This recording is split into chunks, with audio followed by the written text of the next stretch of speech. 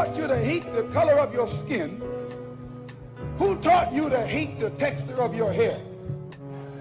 Who taught you to hate the shape of your nose and the shape of your lips? Who taught you to hate yourself from the top of your head to the soles of your feet?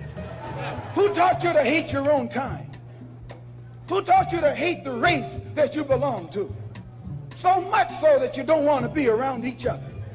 No, before you come asking Mr. Muhammad, does he teach hate? You should ask yourself, who taught you to hate being what God gave you? Most of us blacks, or Negroes as he called us, really thought we were free without being aware that in our subconscious, all those chains we thought had been struck off were still there. And there were many ways where what really motivated us was our desire to be loved by the white man.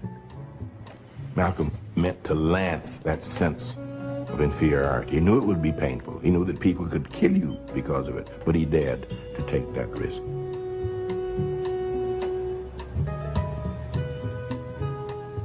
He was saying something over and above that of any other leader of that day, while the other leaders were begging for entry into the house of their oppressor.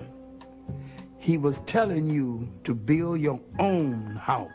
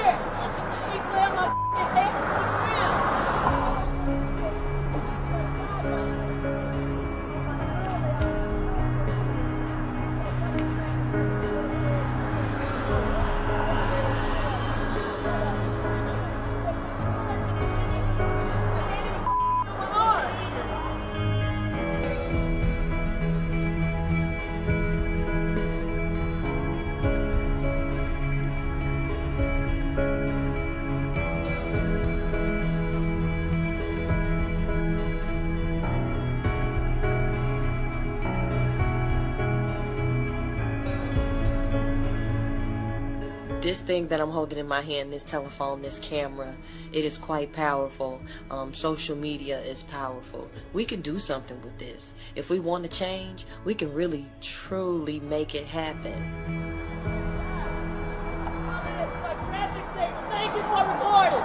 Thank you.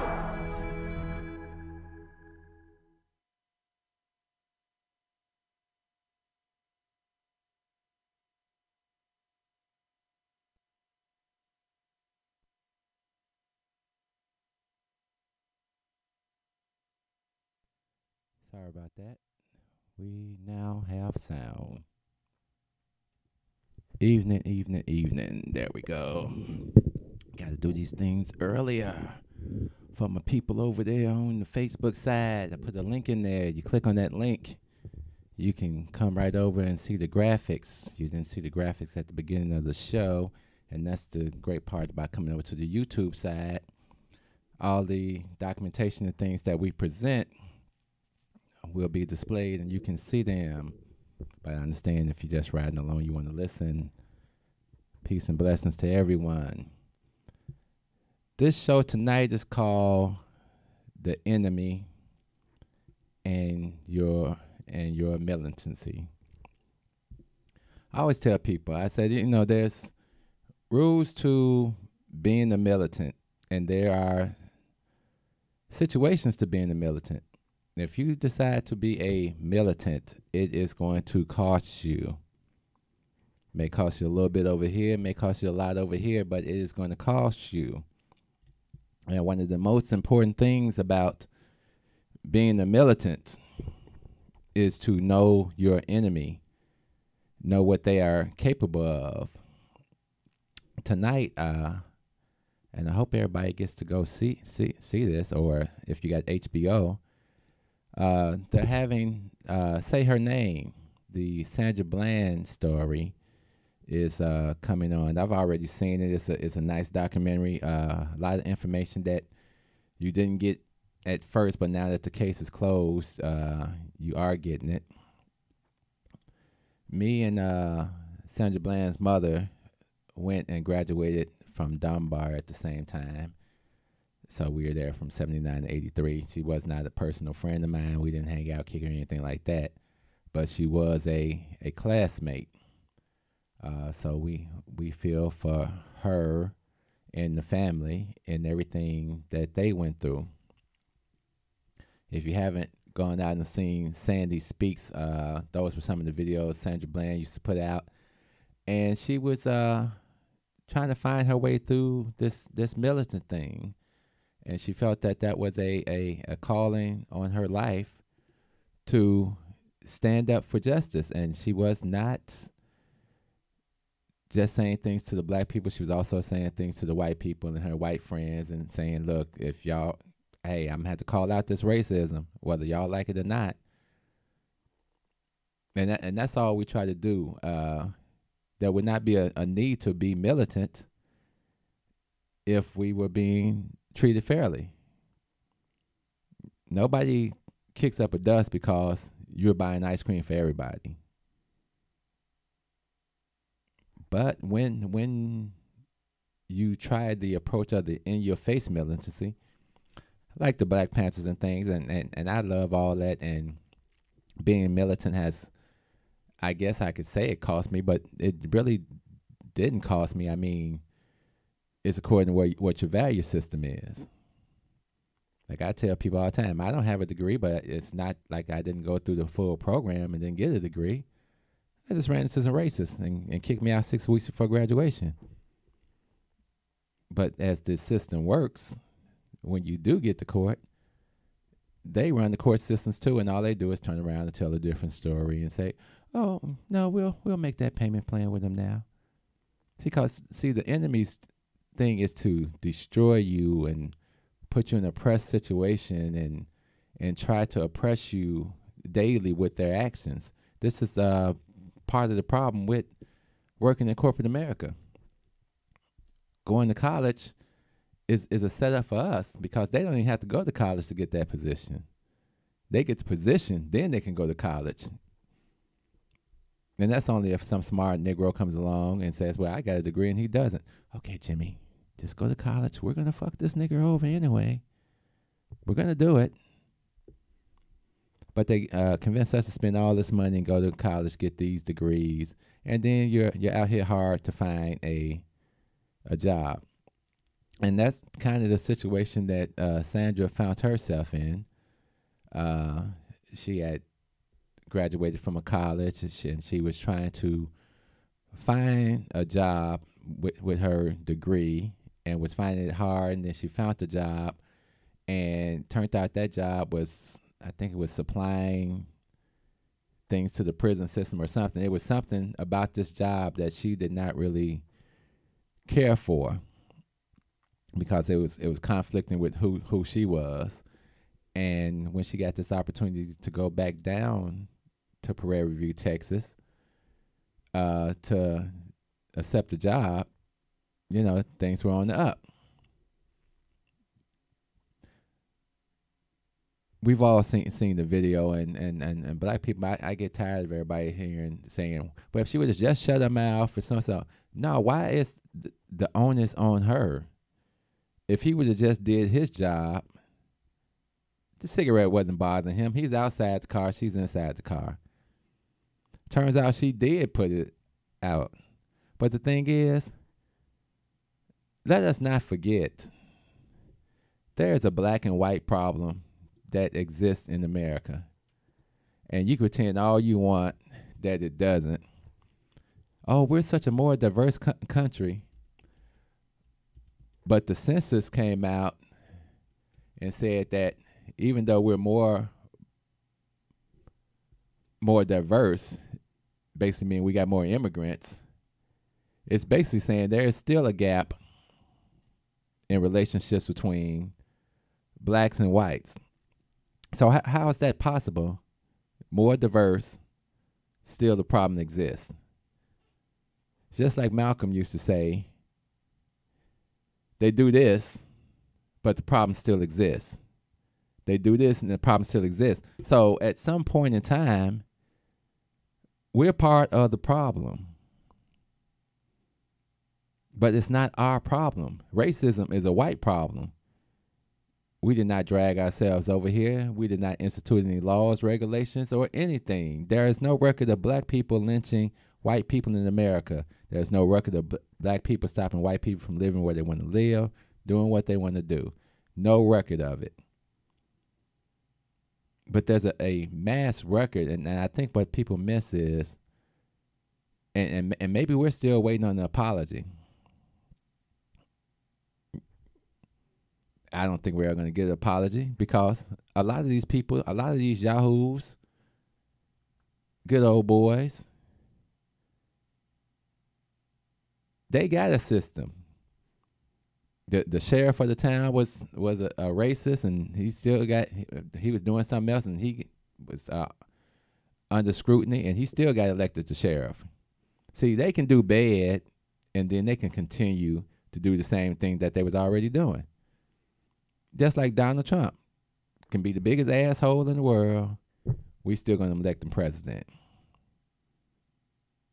There's a different set of rules going on here, and we have to all realize that there's a problem. There's no way this young lady gets pulled over for a traffic stop and ends up dead. Oh, well, you know when you're in jail and things can go through your mind, and she was in there for 2 days.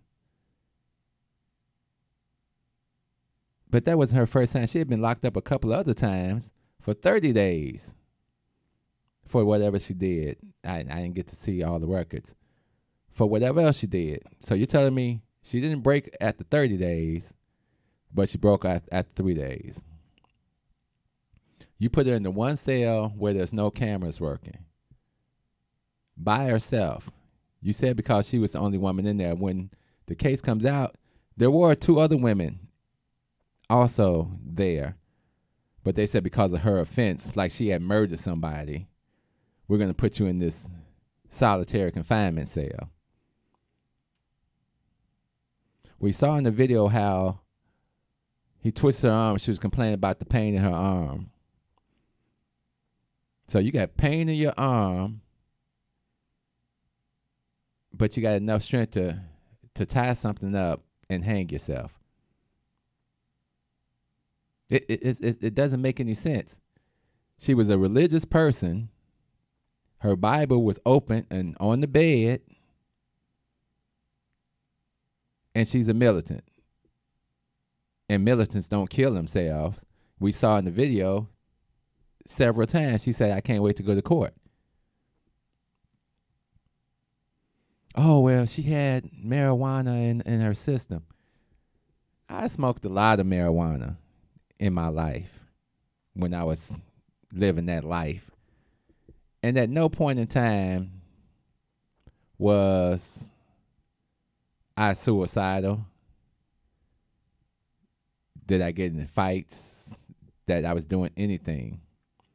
But this was just something they like to throw in. You know, once when the stories start cooking, they start cooking. They start looking. Then it comes out the person that's supposed to do this hourly check on her doesn't do the hourly check, but they mark it down in the book that they did an hourly check. And here's the killer part. I'm going to read it from the records here by the police officers that discovered her. Police stated that at 6:30 on July 13th, Bland refused breakfast. And a half an hour later, she told the jailer, I'm fine. This is according to Captain Brian Cottrell. About an hour after that, which would be 7:30, she stated that she was fine. She asked how could she make a call. They told her to use the phone in the cell and a pen. But they say there's no record Bland made any calls. But in the reports, they're saying she made multiple calls. They decided to check in on at 9 o'clock. So from 7:30 or 7:30 to 8 to 9 o'clock, she got so depressed that she killed herself. This is what they are asking us to believe. And they say it with a straight face, like everything else they do. They say it with a straight face. They will fuck you over, and with a straight face, lie to your face. Make up any type of excuse and dare you to have something different to say. This girl didn't kill herself. I don't care what they say. You put her in an area, just like when you're in prison and they got these blind spots in the prison where the prisoners can get away with stuff, raping people, stabbing people, and then they know the camera angles and they know all this. Same with the police. This little niglet and came down here and got smart with us good old boys. She don't know how we do it down here. That's what I mean, know your enemy. They don't give a damn. She is on her way to the grocery store to get some groceries. Dead. Eric Gardner selling cigarettes. Dead. Trayvon Martin went to get some Skittles and Arizona drink. Dead. Alton Sterling selling CDs. Dead. Tamir Rice, a 12-year-old boy in the park playing with a toy gun. Dead. Philandro Castile riding with his girlfriend and kid, and the cop shot right into the car. He followed all the instructions. In all these cases, the police officers escalated it. And guess what in all these cases? Ain't none of these cops going to jail. The people that went to jail were the people that videotaped it, while the people that got arrested and went to jail. All these cops got off justifiably, according to the system. So you got to understand in your militant state of mind that you're dealing with devils of a different level. It's not just the devil in front of you, it's the devil behind those devils. It's those people that are willing to justify your murder to meet the ends.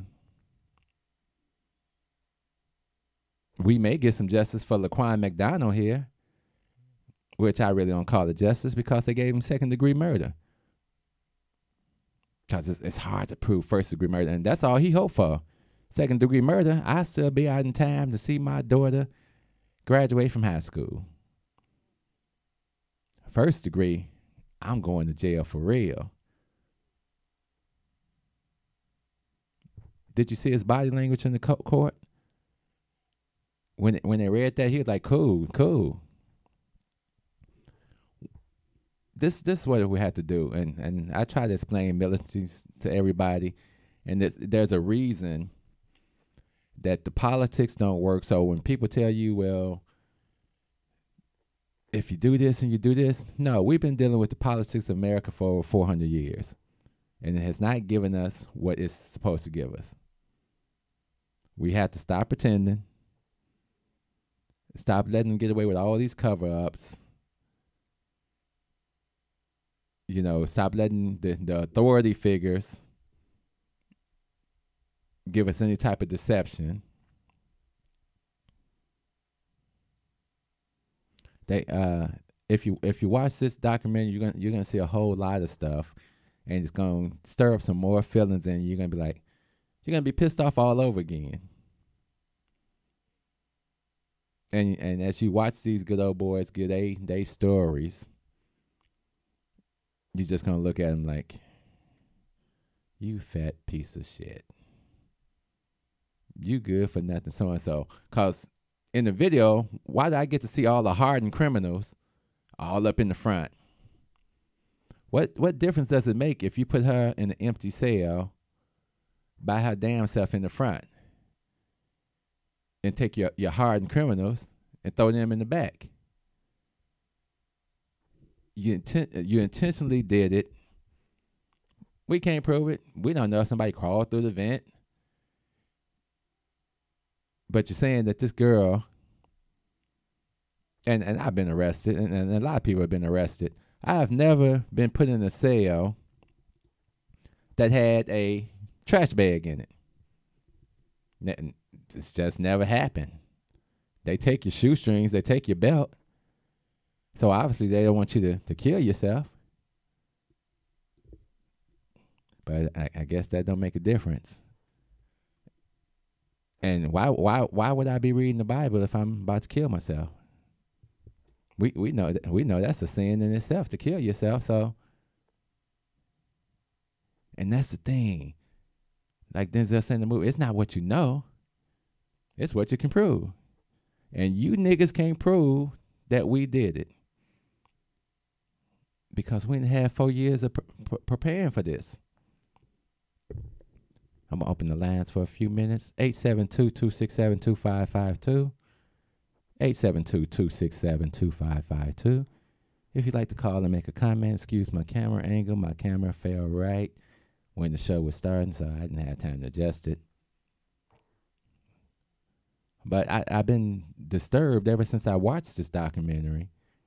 And I felt for her mother, Geneva, and her sisters. And her mother was like, she couldn't even watch the documentary herself. And they show you some other pictures. They show her body laying in the cell. And it's just a shame. But this is how a lot of our civil rights leaders ended up. Flat on their back, dead. Because of the actions of authority figures. We just passed the assassination of Chairman Fred Hampton on December the 4th. And you go out and you see those photographs and you see the bullets in the doors and you see the cops bringing his body out smiling. They just say, we just got us another nigga. I see you out there, Carl. We just killed us another nigga. This is what happens. These people are not your friends, and I don't care how good of white people they are. Sometimes it just comes to a point of we got to learn to be together before messing with them. Like I say, Father Flager, I love Father Flager, and he's got some nice programs over there, and I went to drug counseling over there and everything. He cannot be my leader. And it may take that type of attitude to get somewhere. We got to stop falling for this, let's kumbaya and work together, because ain't nobody else kumbaya and they're working with us. They working with themselves. And this is the continuous loop that we find ourselves in. And I'm tired of all the killing of black youth and black people, and there's no justice. And everybody's acting like, well, if you would have did this, and if you didn't do this and you didn't do this, then you wouldn't be dead. I seen white people with guns, and they don't kill them. I've seen people act a complete fool, spit at police, throw stuff at police, kick police, and they're still handled with kid gloves. They're still giving the Dell and Roof treatment. You done went in here and killed 9 black people after these black people done sat there and prayed with you. Thank you, Jesus, for this little white boy, for this soul. Help him, Jesus. Plead with him. And he said, I felt a little bad, but I knew I had to kill him anyway. What type of bullshit is that? And then he gets to go for Burger King because they say he seems a little hungry. This is insanity. please watch the documentary. It's about 2 hours long. I wasn't gonna be long tonight because I watched it today at lunchtime on demand because I really wanted to see it. I wanted to talk about it. Like I say, I didn't know her mother personally like that. We were just classmates. We graduated together. And what can you say? But she knew her daughter. She knew the personality her daughter had. And just like when we used to go to Mississippi as kids, they tell us, be careful. Because remember, all our parents and grandparents, they had seen the Emmett Till thing real life. So they had that understanding of what it meant to be in the South around these devils. A lot of people get inspired by Angela Davis and the Black Panthers and all those things that they did. A lot of people don't even know Angela Davis was not a Black Panther. She had her own thing going on. She was a professor and was actually teaching across seas.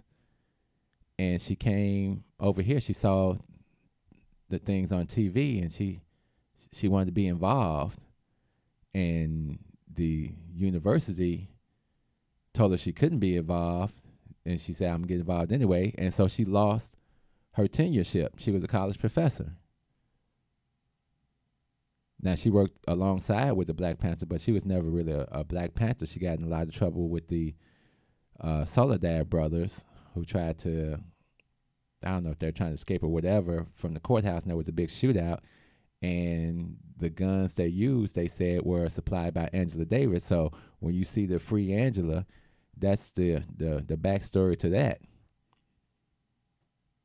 I'm going to play a clip at the end of the show, and everybody should watch the clip because I love Angela Davis. I missed her the last time she came to town, but I will get a chance to see her if she does come back again.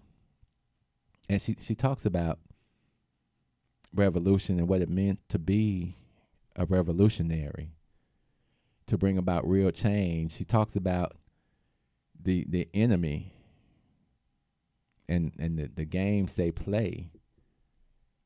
And they keep us so busy with the game plan that we never progress.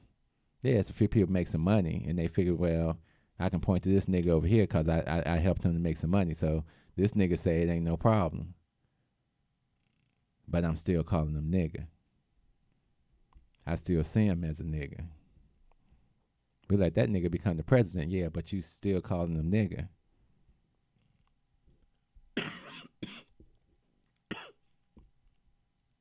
So I'm sure you're still calling me nigga too.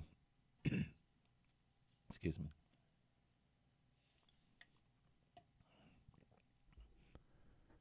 The revolution starts in your mind. And if you haven't had a change in your mind, then we still going to be in that we'll get victory in death mode.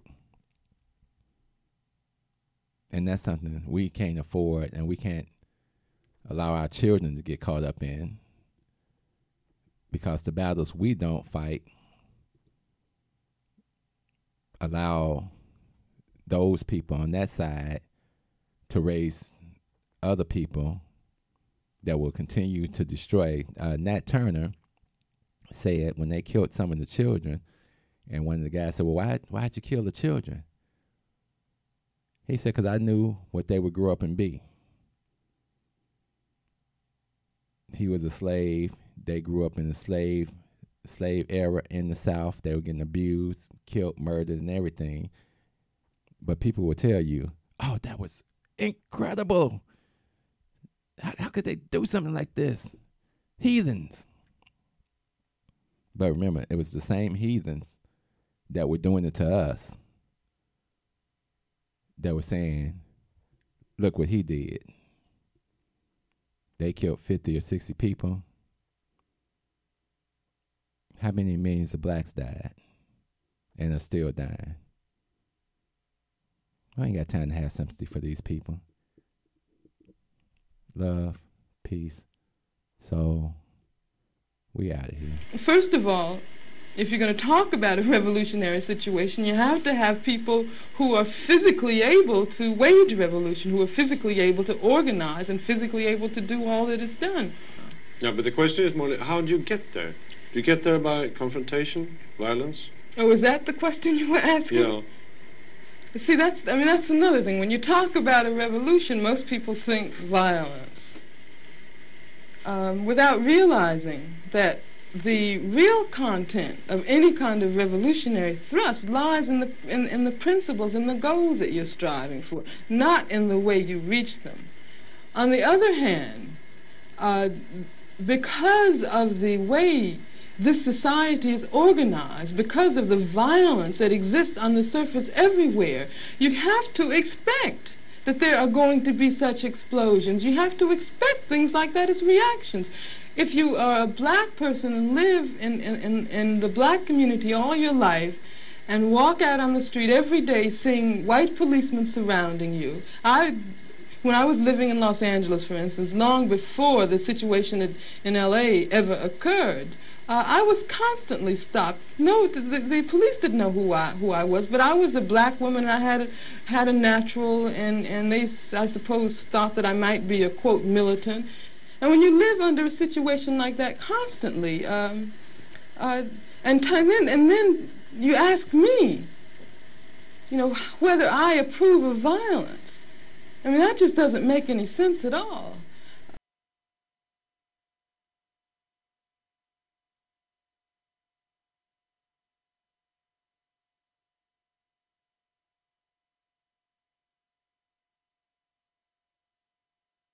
Step out of the car. No, you don't have the right. Step out of the car. Do not have the right to do that. I do have the right. Now step out or I will remove I you. refuse to talk to you other than to identify myself. Step If your woman ain't no revolutionary, she'll persuade you to be a fucking slave for the rest of your days. She'll be grooming you on how to behave, teaching you how to coon and buck dance so that you can be safe. If that brother ain't no rider, soldier, no provider, molder of young minds, check it out, you got yourself a bitch. Think about the time that you invested in him. If he's wearing them skinny jeans, you a lesbian. For every 100 black women who ain't locked up, it's only 83 black men remain.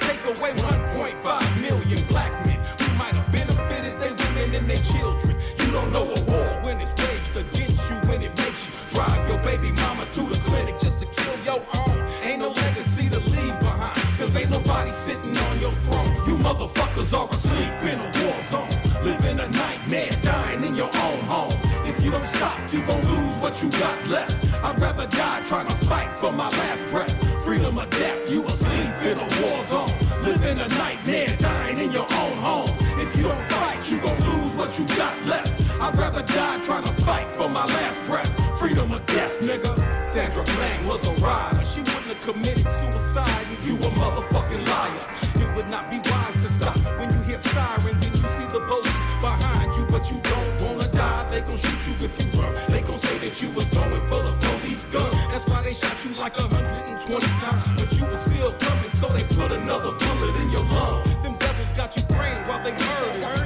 because they know you on that bullshit. They steady with them full clips and body armor. They kill your women in the street, cause they figure you too weak to do anything about it. You some shit, getting fucked in your sleep. They poison you every time you brush your teeth. You don't care, you behave like a slave. A bitch from the cradle to the grave, on your knees with your hands out, begging cause you wanna be saved. Are asleep in a war zone, living a nightmare, dying in your own home. If you don't stop, you gon' lose what you got left. I'd rather die trying to fight for my last breath. Freedom or death, you asleep in a war zone, living a nightmare, dying in your own home. If you don't fight, you gon' lose what you got left. I'd rather die trying to fight for my last breath. Freedom or death, nigga. Straight bullshit, and you full of shit. Full of straight shit. Freedom or death, nigga. Fuck that. That's all it is. Freedom or death, nigga. If you would just listen. I was trying to sign a fucking petition. Freedom or death, nigga. Are you fucking serious? Freedom or death, nigga. We go to court. Ooh, I can't Freedom or death, nigga. go to court. I can't wait. Ooh, I can't wait. Want to sit down now? Feel bad about yourself?